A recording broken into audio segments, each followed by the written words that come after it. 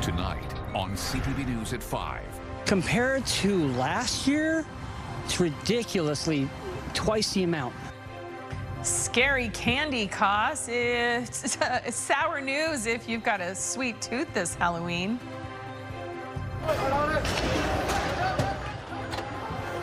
Coaching for a cause. Brad Marchand comes home to support a dear friend and a special fundraiser.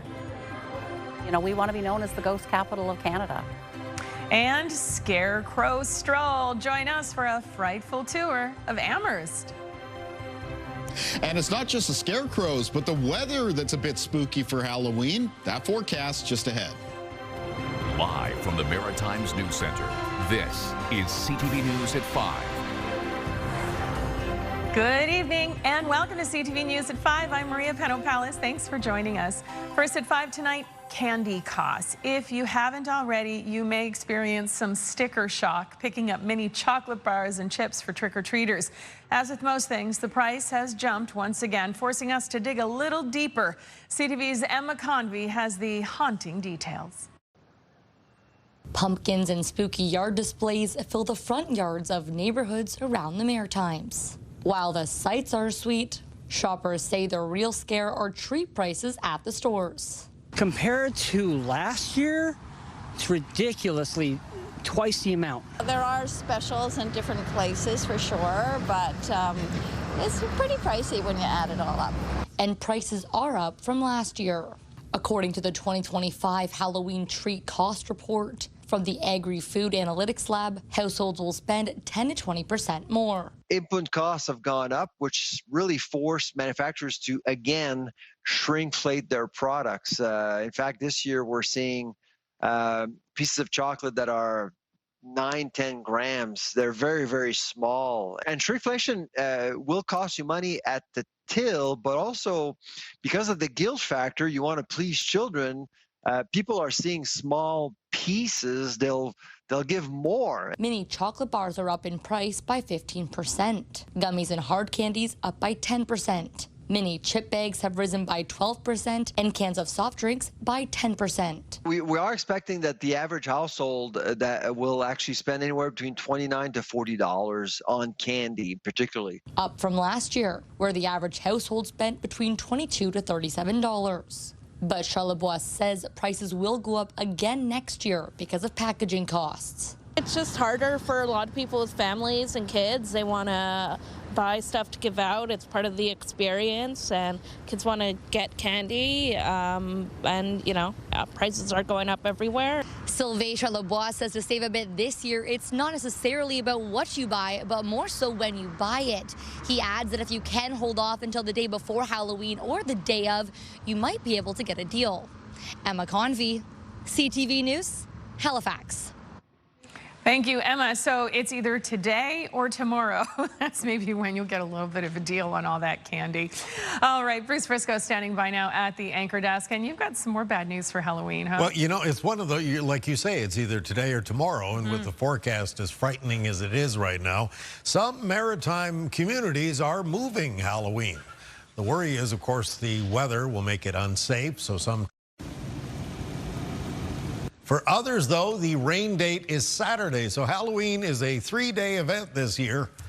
Not everyone's on board with this. We've got more tonight on CTV News at 6. Price of gas should be getting a little cheaper for New Brunswickers come December 1st, although not without some criticism in how the Susan Holt government is going about this. CTV's Laura Brown will explain tonight at 6.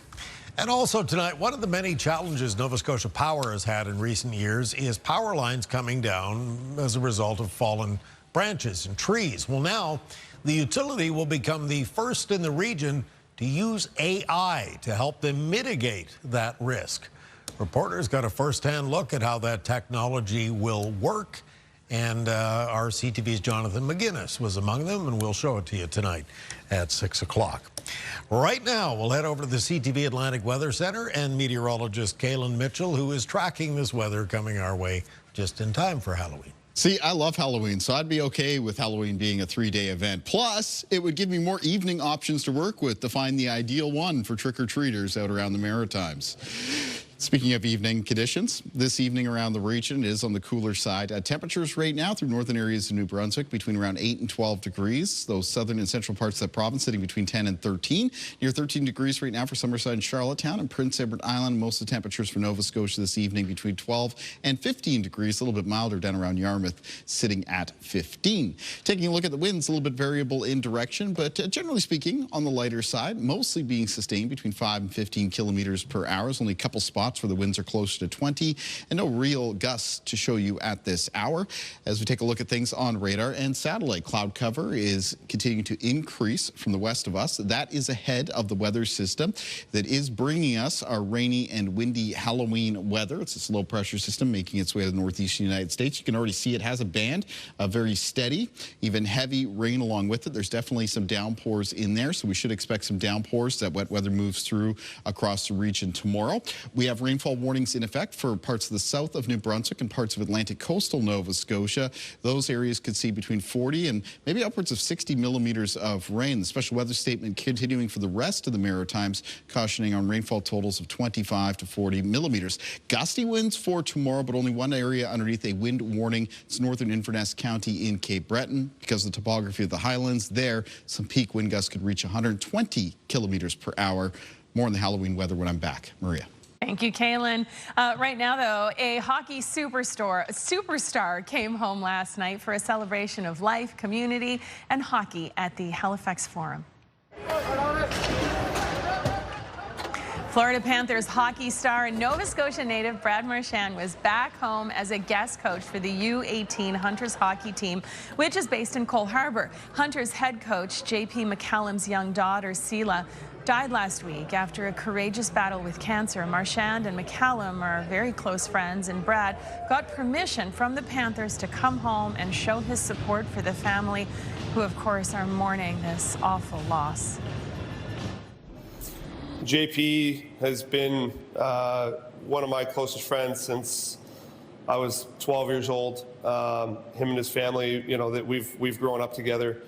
There's been a group of us that have been extremely tight, and we're all here tonight, you know, supporting him and his family. And when you go back that long with somebody, you know, that bond, we're a family.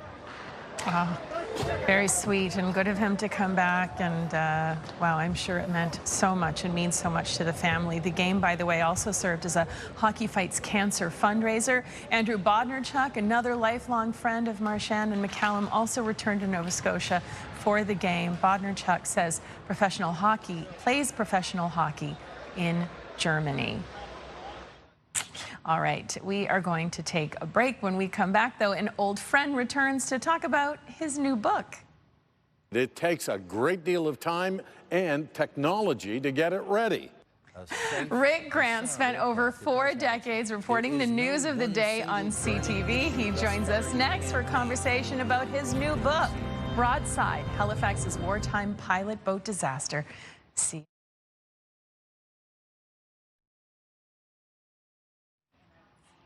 Welcome back. I'm so very excited to introduce our next guest. Yeah. If you are a longtime viewer of CTV, our next guest needs no introduction. He spent over 45 years on our air, sharing news of the day and digging deep as an investigative journalist. He retired 10 years ago this month, but hasn't lost his passion for storytelling. He joins us tonight to talk about his new book, Broadside, Halifax's wartime pilot boat disaster. I am so happy to welcome Rick Grant back to CTV. It's so good to see you. Oh, it's really a pleasure to see you. Absolutely glad to be here, Maria. Oh, well, we love having you here. Did you see some of that old footage there? Can you, like, do you miss the newsroom now that you're in it for a little while? Well, there's some times when there are stories that I really look at and think, gee, I'd like to be involved in that somehow or another. Yeah. Most of the time, I enjoy being retired. My wife and I have done a little bit of traveling, and I've been involved in doing some freelance work and so on. So do I miss it? Occasionally I do.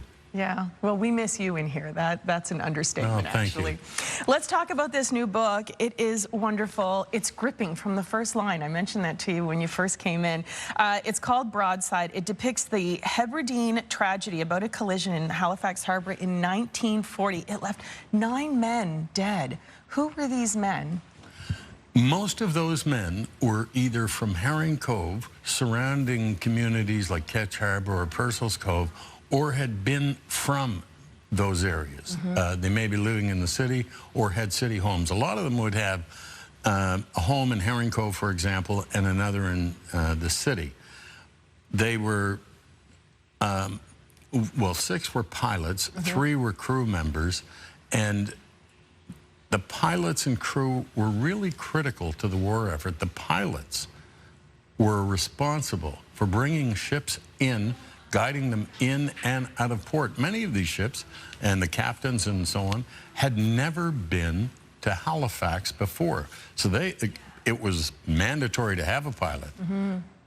However, in those circumstances, it was critical. And these were fellows that were basically unsung heroes of the Second World War, because when I say that they were guiding ships in and out of Halifax... At wartime. At wartime, Halifax was one of the most heavily defended cities and most heavily defended port in the country. And so these fellows had to go beyond that protection, go beyond this anti-submarine net, go on beyond the minefields to either drop off after they'd piloted the ship out, or to get a ship and bring it in. So it's a story of great loss. I mean, 9 men killed, the family's loss, Halifax Harbor's loss, but this is also about a great cover-up. Yeah, there was an extremely hasty investigation, yeah. And it was put together with blazing speed by anybody's measure. The accident occurred on March 28th at 11:30 at night. Within 24 hours, everything was in place for the hearing. Within 36 hours, they were holding the hearing. It was held not in secret, like nobody knew what was taking place. It was held behind closed doors. So the public, the families, the press could not get in. Everything from that was kept secret for decades. So these people, even 3 of the families, had a lawyer in the room. That lawyer was not permitted to tell the people that hired him what was taking place. Wow. Why so much secrecy? Was it warranted, do you think? Well, one would think it would be secret because of wartime and perhaps ship movement that would perhaps be disclosed. When you go through the book, you would see that there were other reasons for it, and a lot of it were reasons that were mostly to benefit somebody else. To a degree, there was a wartime benefit, but it wasn't because of ship movement. Wow. There's so much to this story, and it is it's an untold story about Halifax. If you love this city, if you love the history, maritime history, this is a must-read, a great gift maybe for Christmas. Well, I certainly hope so.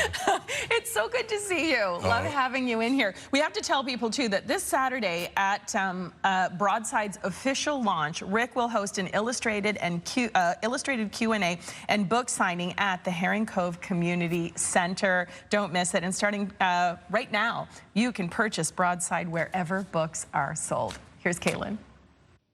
Yeah, thank you, Maria. So for some communities today in the Maritimes, it was cloudy, basically from start to finish. Other areas, though, did see the sun break through a little bit. You can see some blue sky here over Manitou in Cape Breton. Looked like it was a pretty fair weather day there, especially with the winds easing up compared to the last couple of days. Of course, we know that all changes for tomorrow, Halloween, and all the details of that coming up next.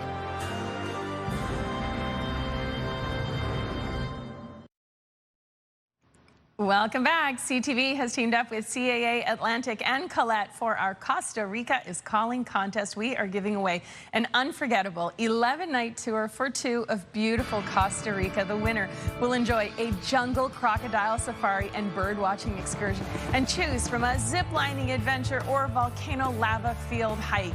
Each weeknight from now until October 31st, we will give you a keyword. Once you have it, head to ctvatlantic.ca and follow the contest prompts or scan the QR QR code on your screen right now. You can enter once per keyword, and the winner will be announced November 7th.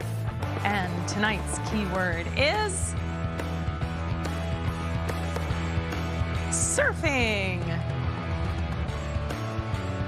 Take that word, plug it in, and good luck, everybody. Kaylin Mitchell joins us now with a look at how things are shaping up out there. Oh, Kaylin, trick-or-treaters might be a little wet tomorrow night, but yeah, they're ready for it. Yeah, I mean, there are a few parts of the Maritimes where the heaviest of the rain does look like it will have moved through by the start of the evening. That's a little bit of good news, but even for those areas, they will likely be contending with some patchy drizzle and some still gusty weather conditions, wind conditions, I should say. Taking a look at our sunrise and sunset times here, whereas we have a view of Point Pleasant Park in the background.